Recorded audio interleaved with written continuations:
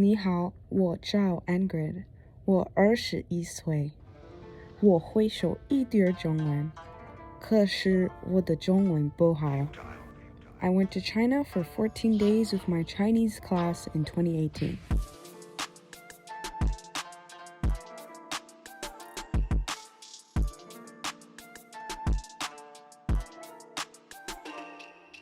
I've always been interested in the vast geographical and architectural phenomena of China, as well as its people and culture, and being someone introduced to Asian culture through anime, I thought visiting China was a way for me to get a truly authentic experience. That being said, I was very nervous because I was going to be the only African American girl in the group heading to a country that is predominantly Asian, with most people there never actually having seen a black person in real life. Whilst there, we visited 5 cities along the eastern part of China. They were Beijing, Xi'an, Luoyang, Zhengzhou, and Shanghai. In each of the cities that I visited, my experience was very different. For example, in Beijing, I didn't really feel too out of place because there were many other tourists along with us, especially in places like the Tiananmen Square.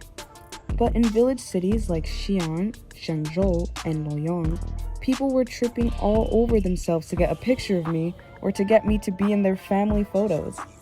I almost felt like a celebrity at some points because I couldn't go anywhere without being followed by complete strangers or having people hide around the corner to snap photos of me while I wasn't looking. It was a very strange experience, and I thought I liked it at first because it was funny, but it quickly became annoying. Who knows how many pictures of me are out there on some random Chinese family's version of Facebook? I felt like a Disney princess at Disneyland because sometimes I had to take pictures with families and kids for up to 20 minutes at a time everywhere we went in those cities. So it was nice visiting Shanghai, which was considered to be the New York of China, if you will, since there were so many other black people there, as well as people from other countries around the world, and no one seemed very surprised or fazed by my appearance while I was in that city. Despite all that, if you're looking for a place filled with diverse culture and architectural innovation, not to mention unique musical experiences, then China's definitely the place to go. Its culture customs are some of the most unique and beautiful in the world. The main language is Mandarin, and people typically greet each other with a bow. When it comes to dressing standards, it is normal in Chinese society for women to dress more reserved as well as men, regardless of what the temperature may be outside. One of the many unique taboos that I learned about in my trip to China was with regards to receiving gifts. When receiving gifts in the West, someone typically opens it in front of the person and will show gratitude to them, but in China, it's considered respectful to open the gifts when you are alone and actually deny the gift at least 3 times before it's given to you by that person. As a foreigner in China, many businessmen and women will try to scam you or cheat you out of your money because they know you aren't from there.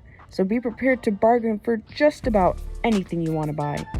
The exchange rate is 1 Chinese yuan equal to 16 cents in United States dollar.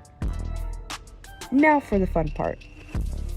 The experience that really makes traveling to China fun is all the amazing sights to see and music to learn about.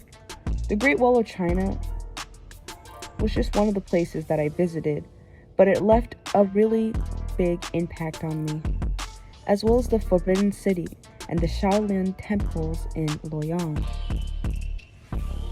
My favorite definitely had to be when we visited the Shaolin temples because we had the opportunity to go into the mountains and see the monks training.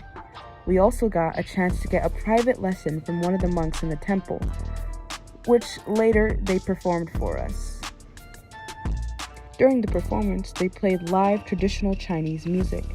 This is where I was able to get a taste of the culture and influence. Later, we also attended a similar show in which we ate at a fancy dumpling restaurant for dinner and watched an interpretive dance by actors on a stage centered around an ancient Buddhist goddess that had multiple arms. I was able to recognize a few of the instruments during the performance, one of them being the guzheng, often heard in traditional Chinese music. When you've lived in the US your whole life, it's easy to become trapped in a single mindset or ideology, But when you go out and experience the world through a completely different culture, it helps shape you, at least for me, into a more open-minded and knowledgeable, understanding person. So I definitely visit China again. Thanks for watching.